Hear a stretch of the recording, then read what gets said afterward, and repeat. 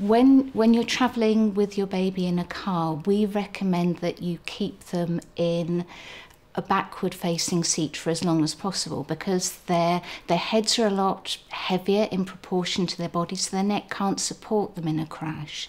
So a rear facing seat gives the best protection. Ideally, the back of the car is safer than the front. Generally, when you're in an accident, it's the front of the car that takes the brunt.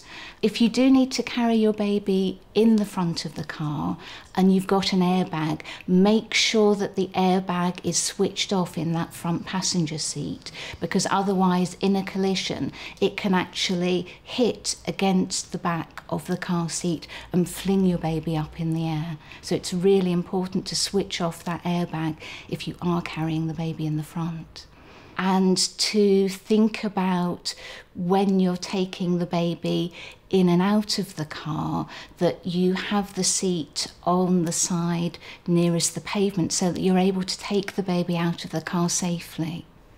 We'd recommend that you don't move a baby into a forward-facing seat until they're older, because then their necks will have the strength to support their heads better if there is a crash.